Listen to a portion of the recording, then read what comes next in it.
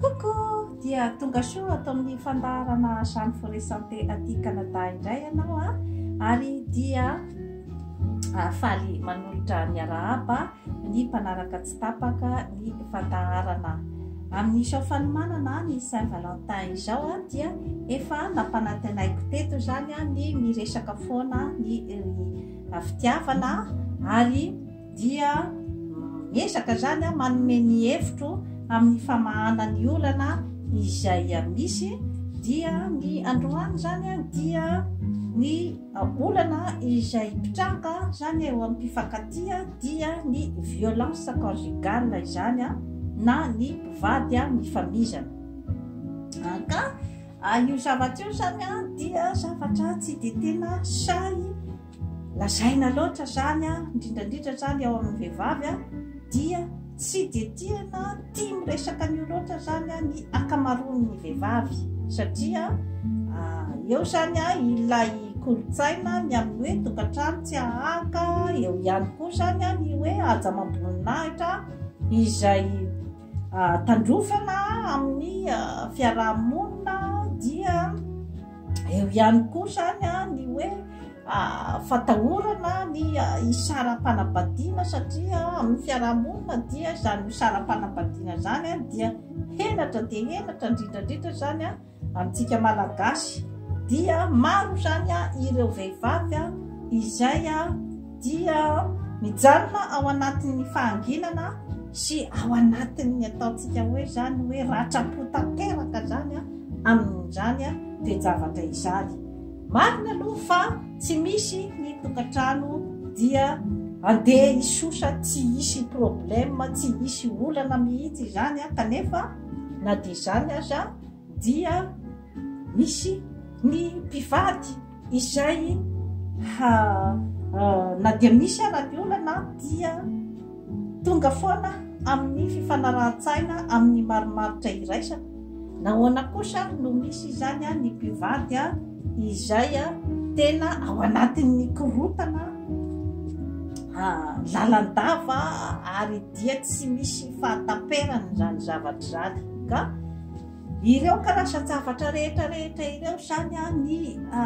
violence conjugale zany dia miteraka zavatra maro dia maro zany eo amin'ny fiarahamonina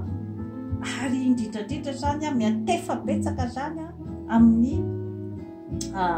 fikorotana-tsaina ny olona izay hiarany na ny any ampiasana zany dia tsy isy asa hovanina araky ny tokony ho izy any amin'ny toeram-piasan'ilay olona raha ohatra ka mikorotana ny fanambadiana zay dia zavatra tokony ho fantatry ny rehetrarehetra zay zavatra zay eo ihany koa ny mety miteraka aretina ihany koa ho an'ny vehivavy iray ny filomana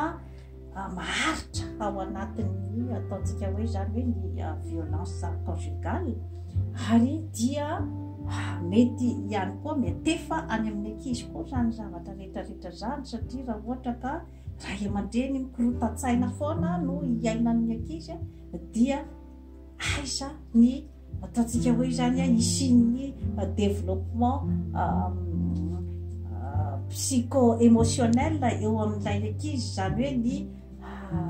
ny firosony amin'ny ataontsika hoe zany hoe ny resaka fitokisa-tena ny resaka fahasambarana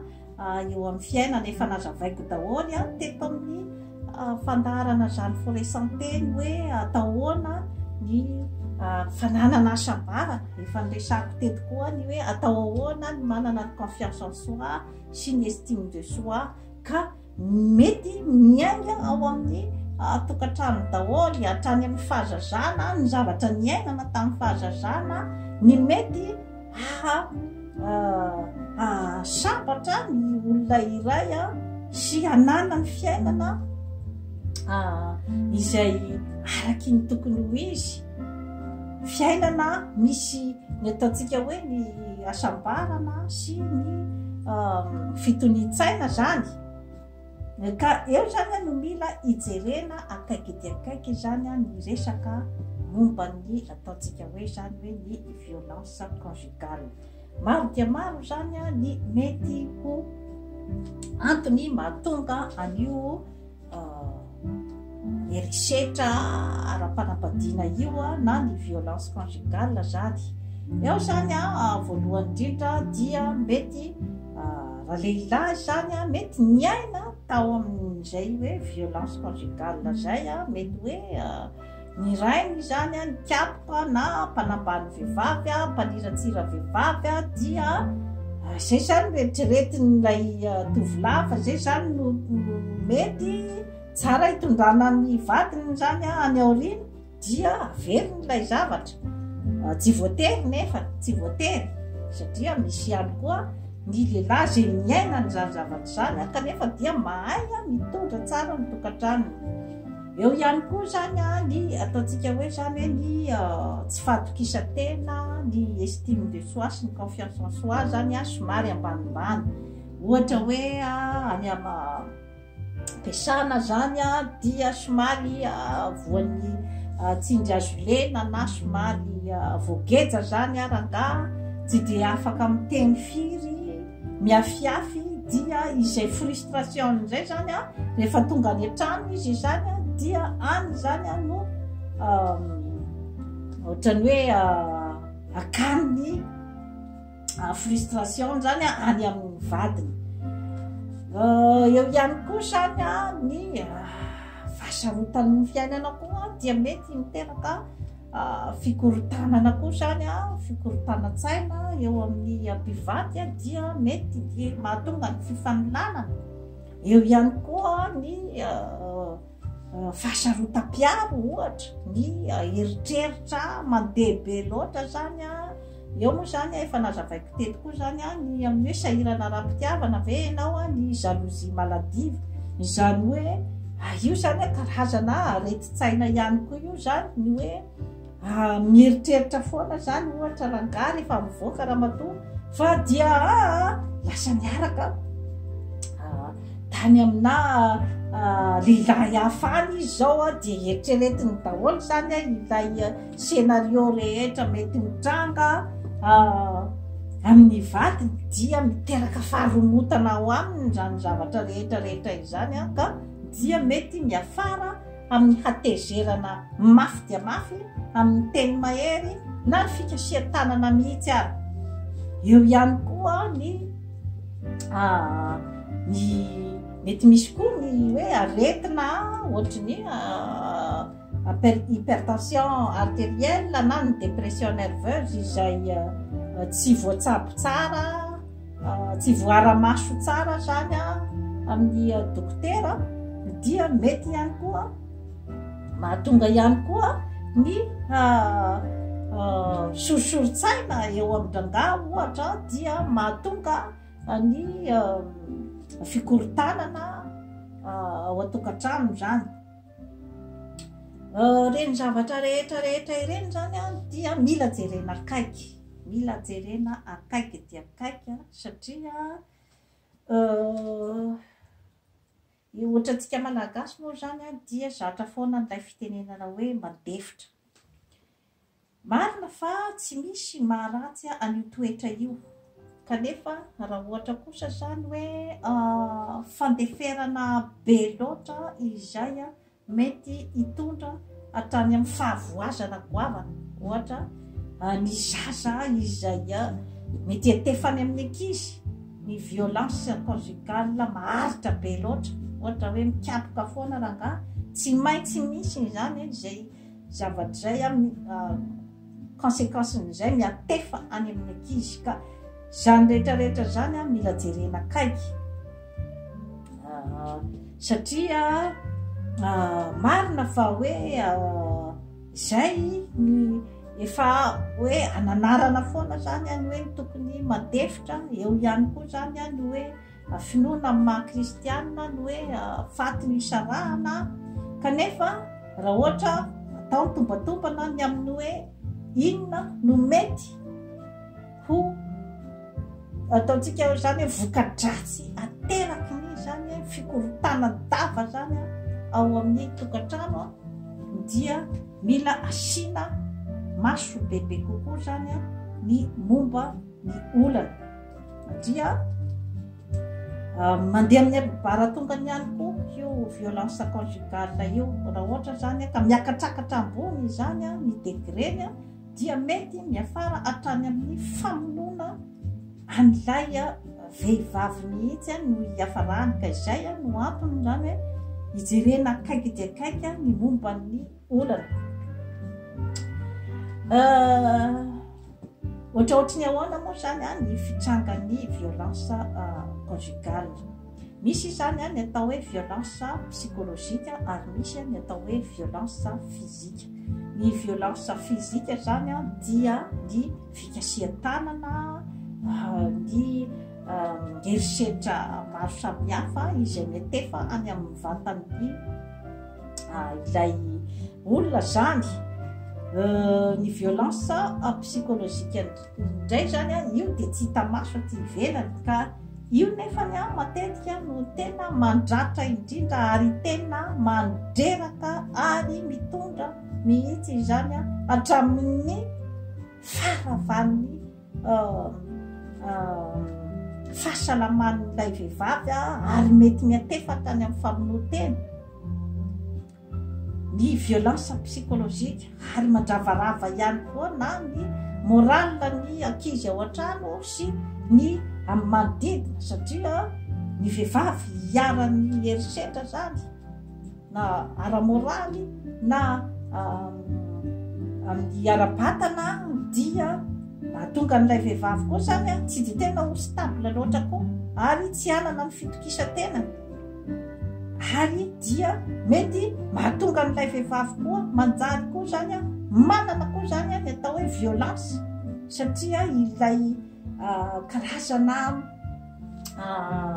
violence atao any aminy zany dia ohatrany hoe mahatonga azy koa zany mirevolte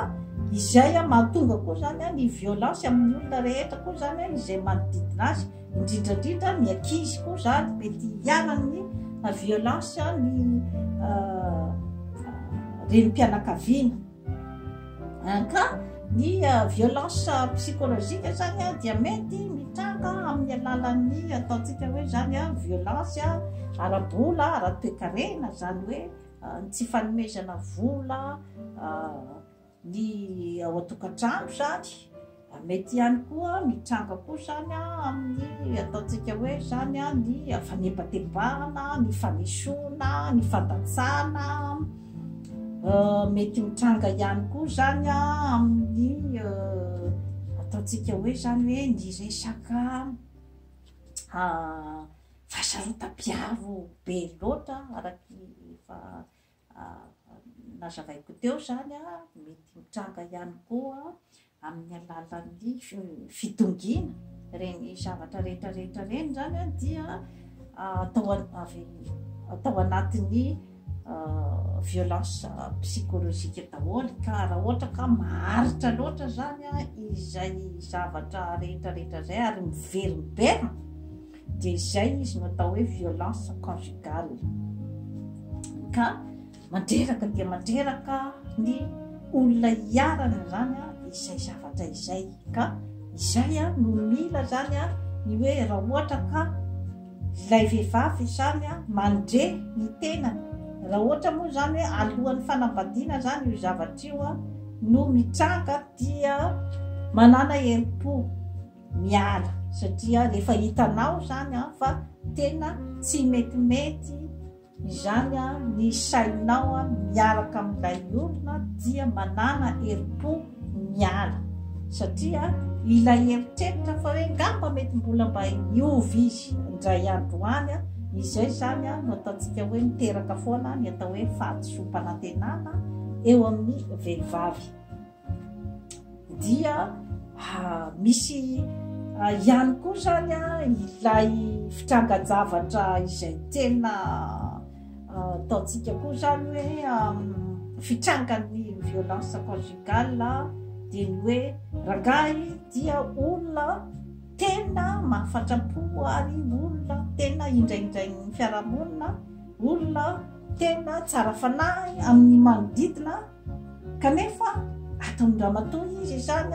no tena manao ny tsindry azo lena amin'ny endriny maro samihafa amin'izay fotoana zay dia izay ilay tena hoe encerclé mihitsy zany ilay ramatoa satria raha ohatra ka mba hitaraina ohatra amin'ny manodidina dia tsy ino ny manodidina hoe mandainga io ramatoa io fa tena lehilahy tsara, lehilahy mahafinaritra,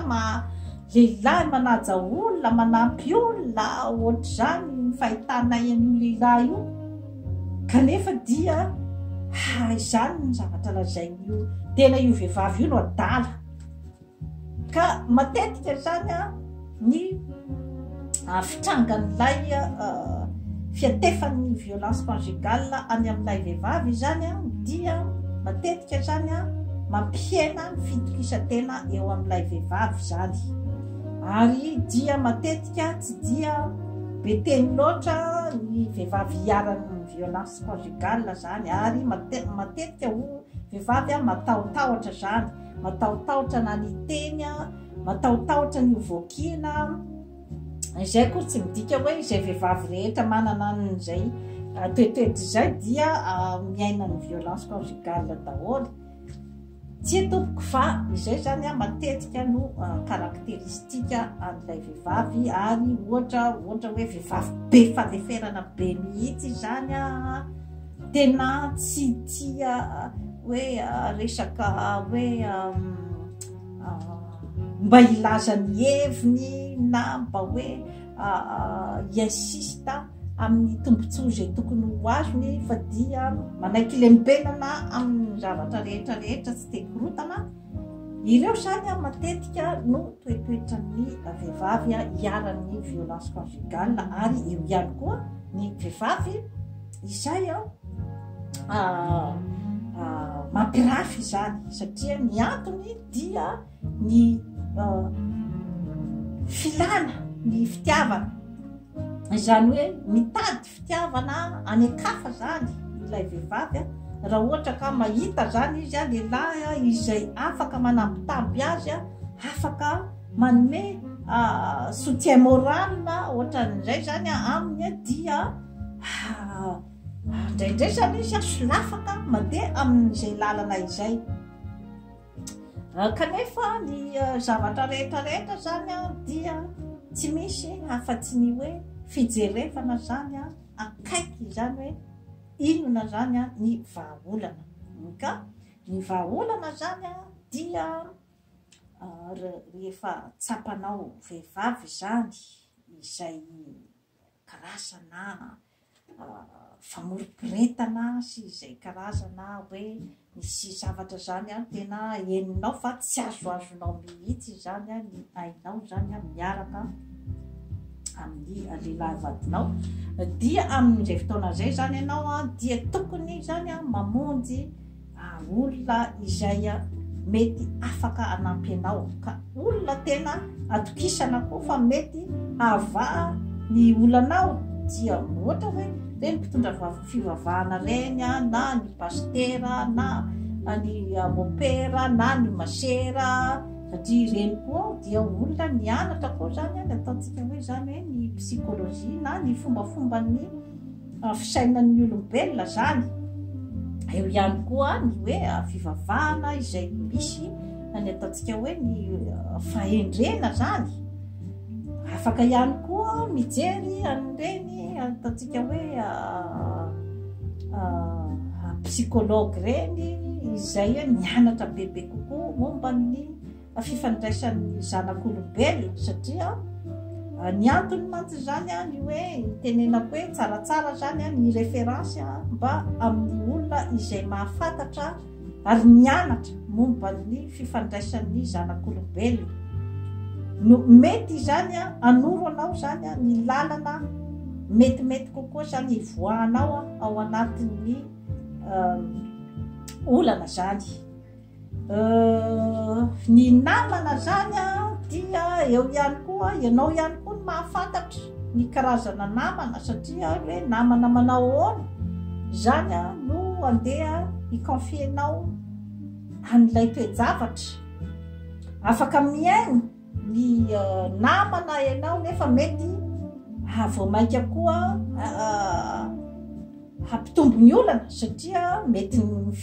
fieverany koa no teneniny ianao nefa ny fieverany mety tsy de tena mahany olana. Izay zavatra rehetrarehetra izay zany dia ny amin'ny hoe tsaratsara zany mirona any amin'ny vahaolana. Azonao resahana koa zany ny vadinao ny hoe anatona olona andeha anelanelana zany ny amin'ireo olona avy ny tany saiko ireo, na ny hoe iray aman-dreny ao amin'ny fianakaviana ohatr'izay zany ny hoe entina anelanelana. Ka eo zany no ahitanao ny hoe mbola hazo sitranina ihany zany ilay olana rehefa mba manaiky zany ilay raha ny hoe andeha hitady vahaolana, hitady mpanelanelana satria tsy misy olombelona tsy diso eto ambonin'ny tany ary tsy misy olombelona izay tsy manan-kilema, fa ny zava-dehibe dia ny hoe mahay miaiky ny adisoana ary mahay miaiky fa tokony andeha izotra any amin'ny tsaratsara kokoa zany.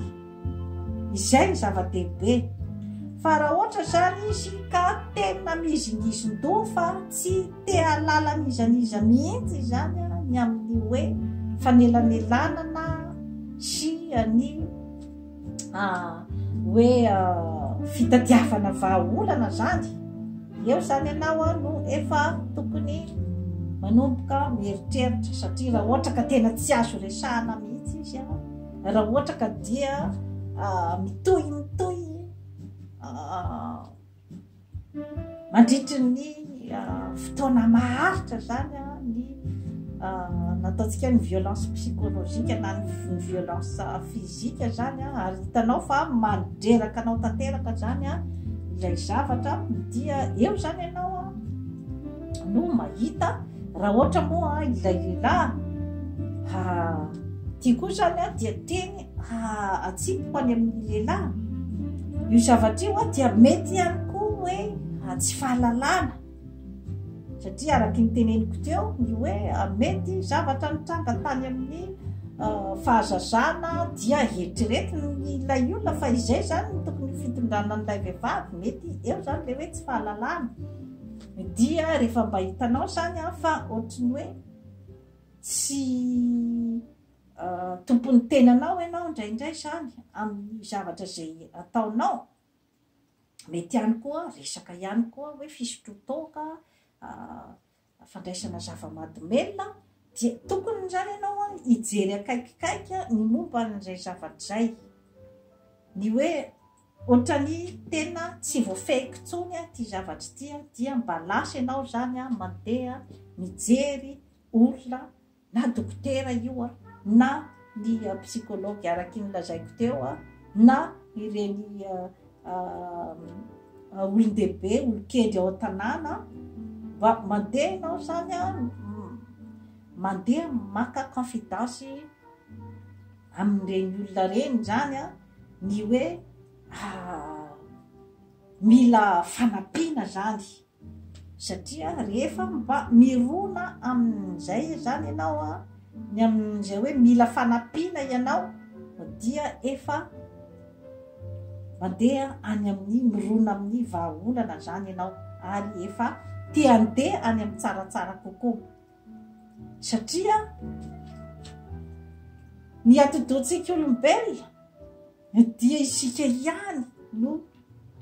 afaka ny contrôle an'io, tsy marina mihitsy ny fitenenana fa dia hoe misy olombelona dia tsy mety hiova mihitsy, arakarakinao ihany izay zavatra programmenao tao anatin'ny atodohanao io dia io ihany no mitondra anao rehefa avy eo ka afaka ianao ny programme zany zavatra tsara ao anatin'ny atodohanao io dia iny no hitondranao ka afaka mihitsy raha ohatra ka hoe misy izay fitodiana amin'izay hoe andeha amin'ny tsaratsara kokoa zay. Fa raha ohatra moa ianao zany ka dia miziriziry fa tsy maintsy daroana ny vehivavy, tsy maintsy ambanina, tsy maintsy itsahana. Raha ohatra zay zany a no mibana ao anatin'ny sainao dia asakaka raha ohatra ka andeha irona any amin'ny tsisy ny hiafaran'ny fiainanao, satria ny vadinao koa mba olombelona ihany koa, mba anofo sy raha izy ary olombelona mety horeraka amin'ny fiainana dia asakaka raha ohatra ka miafara any amin'ny fisaraha-panambadiana, nefa dia hitondra zavatra tsara ho anao ve izany ny hoe ny vadinao ho lasa, ny zanakao mety tsy ho hitanao eo ntsony 24 heures sur 24 miaraka aminao zany zavatra rehetrarehetra izany dia mila dinihanao lehilahy izay ataontsika hoe zany hoe miaina ao anatin'izay hoe cercle ny violence conjugale zay, satria ny hoe inona ny conséquence nyty zavatra ataoko ty, satria tsy maintsy misy fiafarany foana ny zavatra toy ireny, tsy maintsy misy ny fiafarany. Ka raha tsapanao zany fa ohatrany hoe tsy tompony tenanao ianao zany indraindray ny amin'ny hoe fikapohana andramatoa foana zany dia mila ihany ianao zany mijery olona afaka hanampy anao. Ary indrindrandrindra moa zany ilay efa nitany saiko teo dia ny olona izay mianatra momba ny olombelona, mianatra momba ny fahasalaman'ny olombelona, ara-tsaina, ara-panahy. Ka isan'ny zavatra rehetrarehetra izany dia ny hoe aleo misoroka toy izay mitsabo, noho izany hoe rehefa hitanao zany ramatoa fa mihamandroso ny tsy fetezana, ny fifandraisana, miatefa andro aman'alina zany manome sorosorotsaina tsy mety mijanona ary mety miatefa amin'ny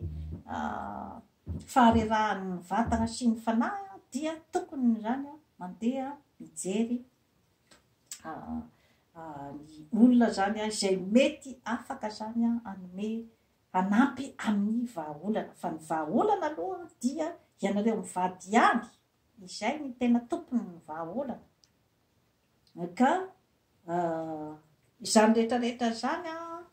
tsy de tena ao anatin'ny filozofiko zany ilay hoe miady amin'ty, miady amin'ny miady amin'ny violence conjugale, miady amin'ny cancer, miady amin'ny aretina, tsy de zay fa ninahy zany dia ny prévention ihany. Izany hoe au lieu de tena hoe tokony ho fongorina ny violence conjugale dia ny promotion ny fifankatiavana, manao ny promotion ny ahoana ny ahitana sambarana, manao ny promotion ny hoe ahoana ny ahitana ny estime de soi. Zany rehetrarehetra zany dia efa nazavaiko eto amin'ny Jeanne Forêt Santé. Eo amin'ny aretina koa dia tsy dia fombako ny lutte contre les cancers, lutte contre les maladies, miady ny hoe ny prévention ihany, mihinana sakafo ara-pahasalamana, manaova fanatanjahantena, manetsea vatana ary manaova ny fandamina-tsaina. Ka ny fandamina-tsaina dia ilay efa naverimberiko foana ny fianarana ny fiainana, fianarana ny fiainana ny hoe ahoana ny ahitanao filamina-tsaina. Ka izay zavatra zay dia zavatra ezaka isan'andro zany ny ahitanao an'izay hoe filamina-tsaina zay dia amin'ny alalan'ny fijerenao amin'ny fo tsy miangatra hoe aiza inona ny zavatra manelingelina ary inona zany ny vahaolana entiko amin'ny manoloana an'izany zavatra rehetrarehetra izany mba hirosoko ao anatin'ny filamina-tsaina sy ny asambarana. Dia toy izay indray zany tompoko lahy sy tompoko vavy no azo natolotra anareo androany. Manaova abonnement amin'ny Jeanne Forêt Santé aty Canada fa hanatsara ny fiainanao. Bye bye.